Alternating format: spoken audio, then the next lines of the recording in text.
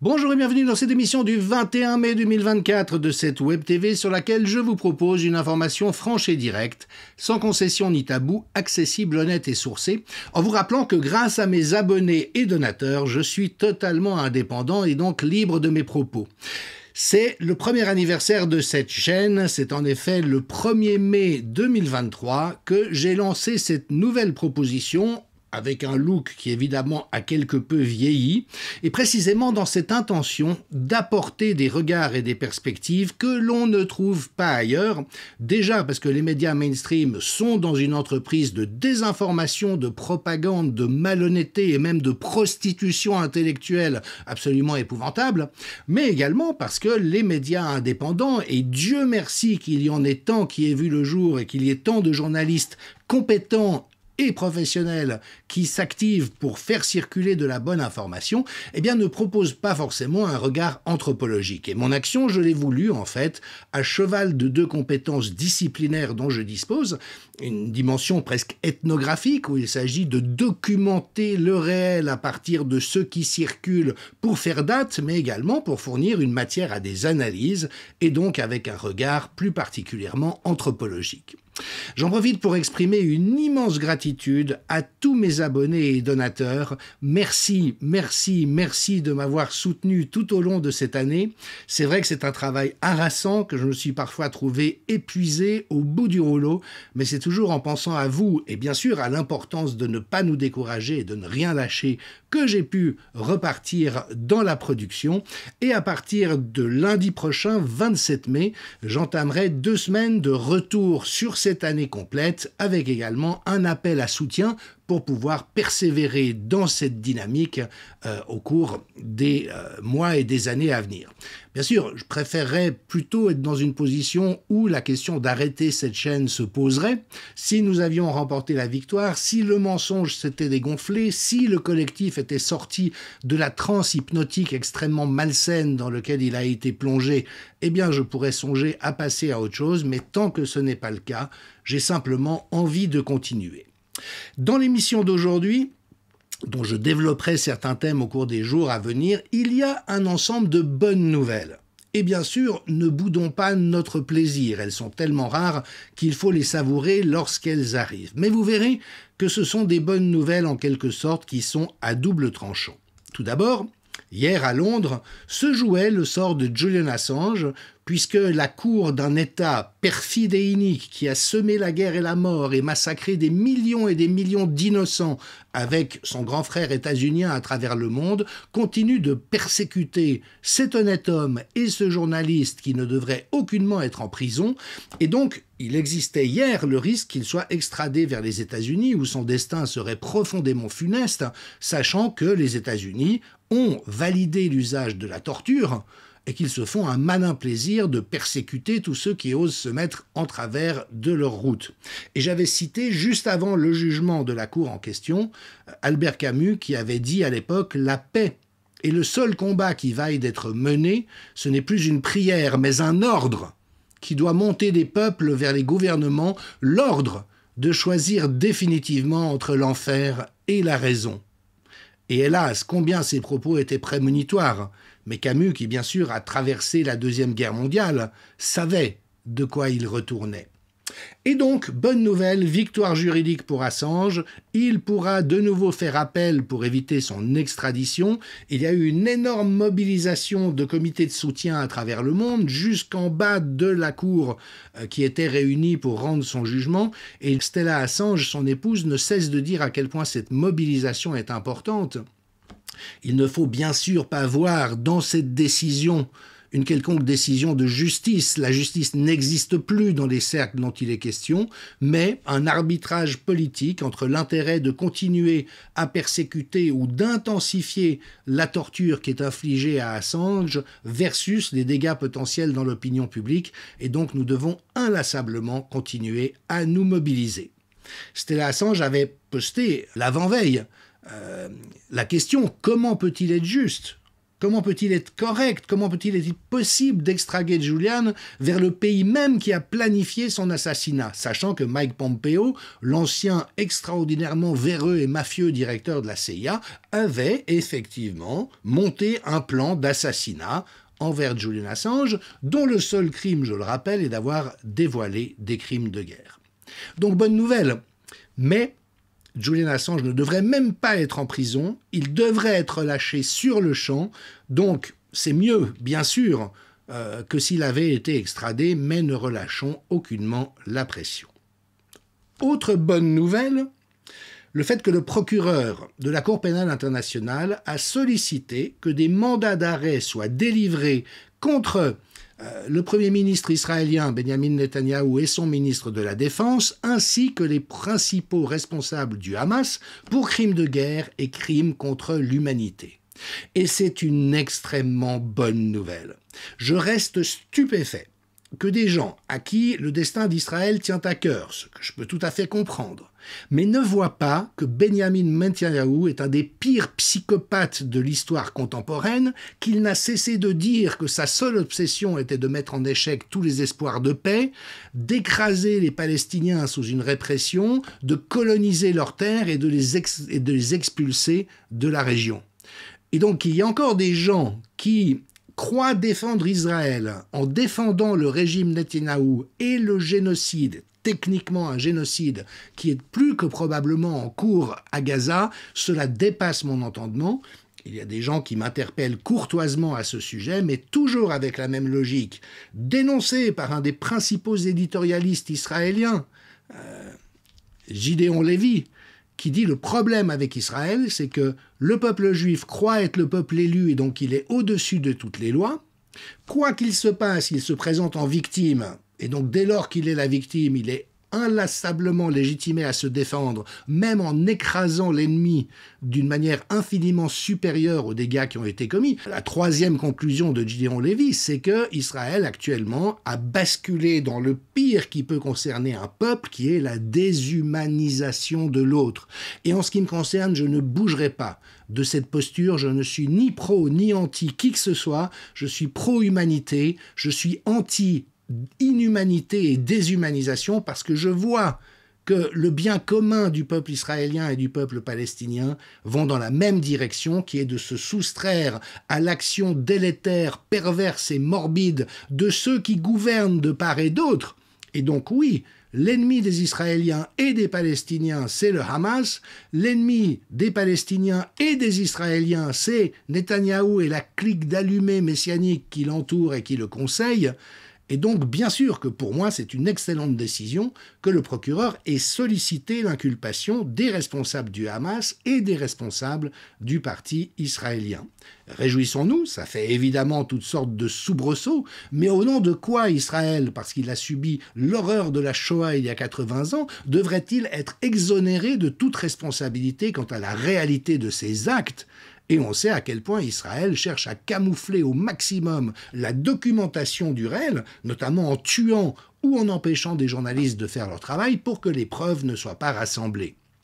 Alors, Juan Branco, que je cite, s'est lui aussi bien sûr félicité de cette décision, mais en disant « Attendez, ils ont attendu 35 000 morts et la dévastation de centaines de milliers d'autres avant de demander des mandats d'arrêt contre deux responsables politiques qui auraient pu être poursuivis sur la base de leurs dires dès octobre 2023. Ça fait depuis 2009 que la Palestine demande à la Cour pénale internationale d'agir et donc ces fonctionnaires, dit Juan Branco, surfinancés, surpayés, ont pesé le pour et le contre avec parcimonie avant de prendre cette décision minimale qui ne réparera pas les vies brisées par leur attentisme.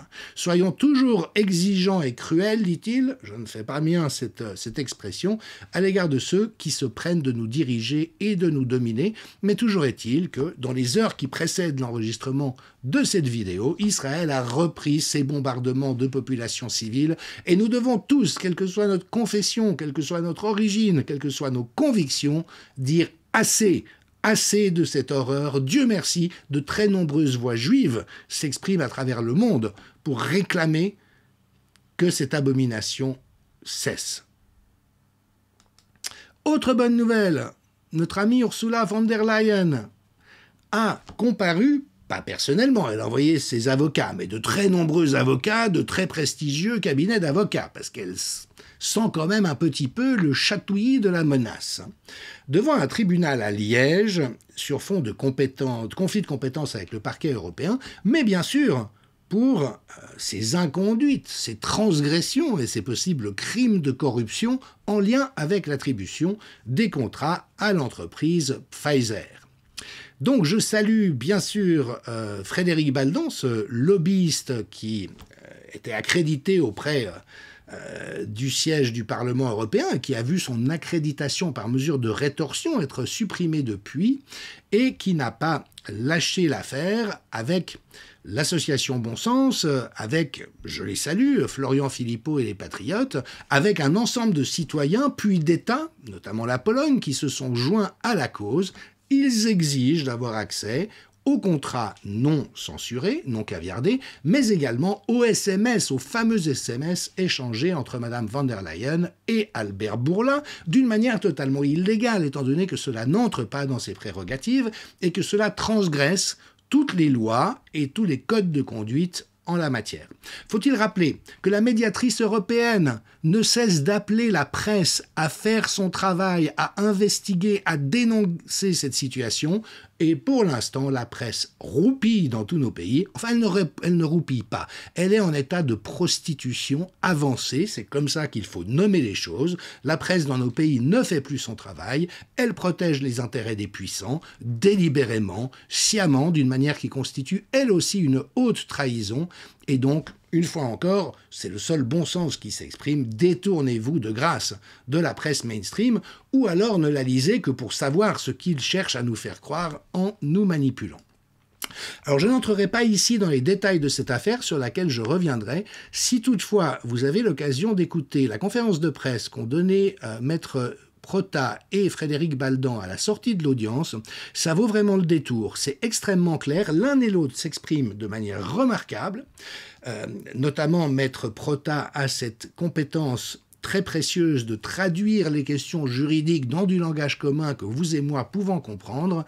Et donc, voilà, il y a un conflit effectivement de compétences, puisque la Commission européenne a nommé un parquet européen, mais qui n'a pas d'existence stable pour l'instant, dont le renouvellement du mandat expérimental dépend de l'argent que libérera la Commission européenne, donc on est en plein conflit d'intérêts, et avec une malheureuse procureure à sa tête qui manifestement fait tout ce qu'elle peut pour empêcher que le tribunal belge saisi, étant donné que les instances européennes sont 6 en Belgique, c'est le fort juridique qui s'impose, et donc cette procureure dont on a tout lieu de penser qu'elle est elle-même véreuse et corrompue, d'après ce que nous observons de la procédure, fait tout ce qu'elle peut pour bloquer l'avancement du traitement judiciaire par la justice belge, mais il y a quand même pas mal de munitions intéressantes du côté des plaignants. Florian Philippot s'est rendu sur place et souligne à quel point les avocats de Mme von der Leyen ont produit un comité rageux, un comité, à vrai dire, assez invraisemblable. Alors là, pour ceux qui douteraient qu'on est dans quelque chose qui ressemble à l'Union soviétique sous Staline, ça vaut la peine de lire la prose de ces messieurs. Donc là encore, bonne nouvelle, la cause sera jugée au mois de décembre. Cela devrait normalement empêcher Mme von der Leyen de se représenter, mais vous vous doutez bien que si d'aventure elle devait renoncer à se représenter, il y aurait un autre sbire, un autre guignol, un autre pantin, une autre marionnette du totalitarisme mondialiste qui serait sorti instantanément du chapeau, et le nom de M. Draghi circule, qui voilà, trempe dans cette affaire depuis, hélas, trop longtemps. Cette affaire, la marche forcée vers un gouvernement mondial sous l'égide des happy few qui dominent la finance internationale. Et donc, normalement, Mme von der Leyen devrait ne pas pouvoir se représenter, mais enfin, vous savez ce qu'il en est du droit actuellement en Europe. Alors, sur ce thème des bonnes nouvelles qu'il faut prendre avec un grain de sel, je vous renvoie à cette remarquable interview d'Alexandra Orion-Caude chez Clémence Oudiakova, sur Toxin Média, une chaîne à qui je rends hommage, qui fait un travail extraordinaire depuis qu'elle est en fonction. Et justement, voilà quelle a été la situation. Clémence Oudiakova, excellente journaliste, a interpellé Alexandra Orion-Caude, très très grande scientifique et personne d'une intégrité splendide, en lui disant il y a des bonnes nouvelles. Aux États-Unis, le New York Times reconnaît enfin qu'il y a des dizaines de milliers de personnes qui se plaignent d'effets secondaires. Le vaccin AstraZeneca est retiré.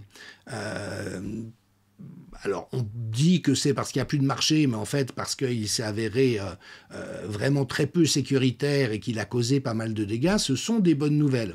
Savoir également qu'aux États-Unis, les auditions menées par le Congrès ont fait apparaître que oui, bien sûr, les expériences de gain de fonction se sont poursuivies après le moratoire imposé par le président Obama en 2014 et que bien sûr Fauci et d'autres scientifiques comme Ralph Baric et d'autres au niveau de EcoHealth Alliance et d'un ensemble d'ONG ont continué à magouiller pour produire le SARS-CoV-2 et donc le Congrès a décidé de stopper net tous les financements et de poursuivre son enquête. Donc tous ces éléments donnent l'impression d'être de bonnes nouvelles, mais souligné à juste titre Alexandra Orion-Caude, c'est malheureusement beaucoup plus compliqué que ça. Parce qu'à ce stade, il est impossible de continuer à nier le fait qu'il y ait eu, non pas des dizaines de milliers de personnes, mais des dizaines de millions de personnes qui ont été atteintes dans leur santé, gravement pour un grand nombre, et de manière irréversible, hélas, pour un certain nombre d'entre eux. Et donc, quand le New York Times sort un article en disant « ces gens pensent avoir été victimes d'effets indésirables », on voit bien qu'il remet d'emblée le débat, non pas sur cette réalité rapportée par la pharmacovigilance, qui est sur ce volume d'effets indésirables. Bien sûr qu'un nombre très important, et ça a même été quantifié notamment par le professeur McCullough, 84% des effets indésirables mortels sont dus à l'injection. On le sait aujourd'hui si on fait un travail sérieux. Mais le New York Times dit ces gens pensent. Voyez ? Donc ça peut être dans leur tête. Ça peut être imaginaire, on connaît l'effet nocebo. Si les anti-vax n'arrêtent pas de dire que « Ouh là là, le vaccin est très dangereux », c'est peut-être pour ça que ces gens pensent avoir été les victimes. Et donc non, malheureusement, une fois qu'on tire un petit peu la substance de l'article, il n'y a absolument plus rien. Même chose pour AstraZeneca. Ok, il a été retiré, on a mal évalué son efficacité et les risques réels, mais bon, il n'y a plus de marché, on passe à autre chose. Et de toute manière, l'ARN messager va être la plateforme technologique qui va remplacer tous les vaccins existants. Donc vous voyez, en fait, nous sommes toujours confrontés au fait que tant que la presse et les médias ne feront pas honnêtement leur travail, tant que nous n'interpellerons pas nos responsables politiques frontalement, pour leur dire maintenant vous arrêtez vos conneries sinon ça va mal se passer, eh bien finalement on nous donnera de temps en temps quelque chose qui ressemble à une bonne nouvelle, mais qui malheureusement est totalement incapable d'arrêter la machine. Alors évidemment, je vous incite, je vous encourage à prendre connaissance de cette émission qui est sur YouTube. Elle a monté à un niveau extrêmement important, de 100 000 vues, elle est passée très rapidement à 300 000 vues, et là, bien sûr, les algorithmes de ralentissement, ce qu'on appelle du shadow banning en français, sont intervenus, et donc malheureusement, ça patine depuis, mais raison de plus pour aller donner de la visibilité à cette interview, et d'en prendre connaissance, parce qu'elle est remarquablement précise dans ce qu'elle décrit. Autre bonne nouvelle, mais une nouvelle évidemment qui crève le cœur de par son sujet, de par sa nature, le film documentaire de Pierre Barnerias, Les Survivantes, l'ultime tabou, est sorti au cinéma. Il est actuellement dans un certain nombre de salles et c'est un film absolument bouleversant qui donne la parole à des femmes qui, enfants, ont été victimes des réseaux pédocriminels et des réseaux pédosatanistes qui, hélas, infiltrent les strates élevées de notre société jusqu'au plus haut niveau du pouvoir. Alors ça fait longtemps qu'on entend des théories ou des récits qui affirment l'existence de ces réseaux. Il y a malheureusement des faisceaux d'indices convergents qui vont dans cette direction. Il y a déjà un certain temps, je m'en suis fait l'écho régulièrement sur cette chaîne, un site s'est ouvert, 50 Voices, 50 voix, où précisément des survivants et des survivantes de ces abus décrivaient, témoignaient de ces situations insoutenables dans lesquelles ils s'étaient trouvés. Et donc, devant la richesse et l'abondance de ces témoignages, dit Pierre Barnerias, Faut-il rappeler qu'il a été l'auteur de la trilogie Hold Up, Hold On et Hold Out, et voilà qu'il a été victime d'une campagne de dénigrement, d'assassinat de réputation, propagande par les médias d'État et les médias privés dès la sortie de Hold Up, qui est juste abjecte et sur laquelle il faudra revenir. Non seulement les historiens, mais également la justice. Et donc, Pierre Barnerias, cette fois-ci, a voulu rendre hommage à ces femmes courage. Il dit « ça n'est pas une enquête, mais un hommage nécessaire ». Le film est sorti dans un grand nombre de salles, mais comme vous pouvez vous en douter, il a très vite été l'objet de toutes sortes de mesures de restriction et de blocage. Philippe Herlin explique pourquoi. Voilà pourquoi ce film documentaire n'est diffusé dans aucun cinéma à Paris et seulement 12 en France. L'oligarchie est impliquée jusqu'au ministère de la Justice.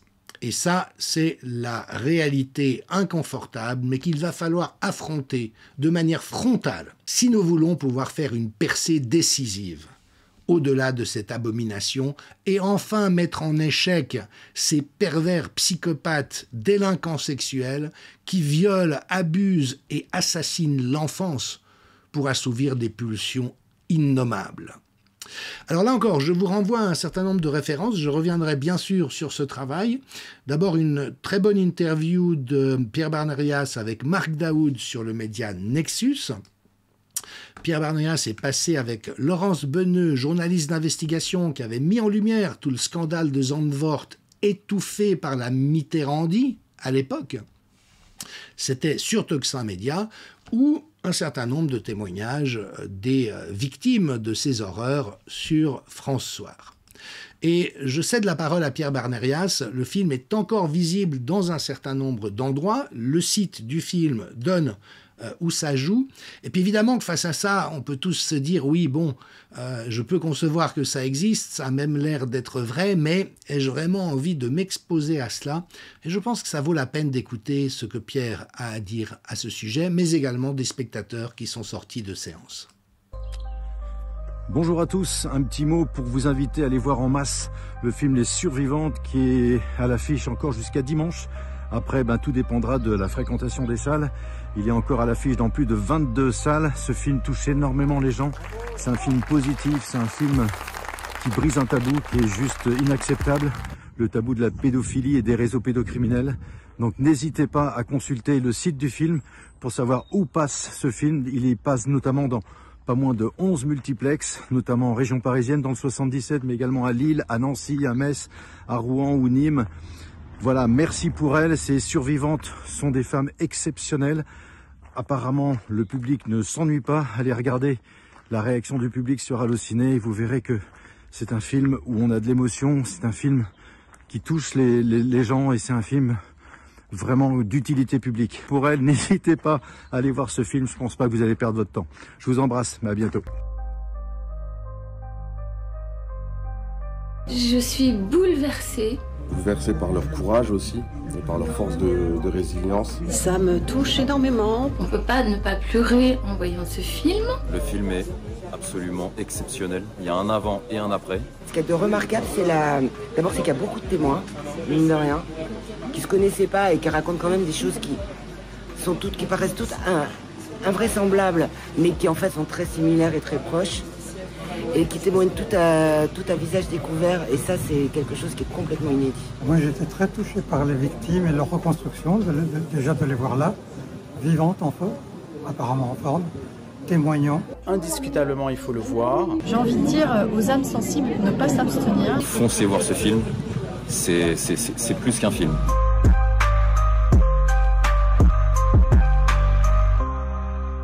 Alors pourquoi est-ce aussi important? Bien sûr, on peut avoir des doutes. Les histoires racontées, les témoignages sont tellement choquants, vont tellement loin dans la description de quelque chose d'abominable qu'il est parfaitement légitime de se poser la question, mais est-ce vrai? Qu'en est-il des implications également de ces descriptions? Jusqu'où cela irait-il? Et je crois vraiment que nous devons aujourd'hui, c'est une exigence de vérité, mais je pense aussi que c'est ce qui peut faire basculer la partie qui est en cours, demander, avoir une exigence d'enquête, d'investigation et de clarification par rapport à ça. Ce n'est pas un hasard. Ces jours-ci ressortent tout un ensemble également de témoignages et d'interpellations autour de l'affaire Dutroux. Je rappelle que l'ancien avocat de Marc Dutroux a témoigné à réitérer reprises, ce n'était pas un prédateur isolé, il fournissait des gamines à des gens puissants, des gens jusqu'au sommet de l'État, en Belgique et ailleurs, étaient impliqués.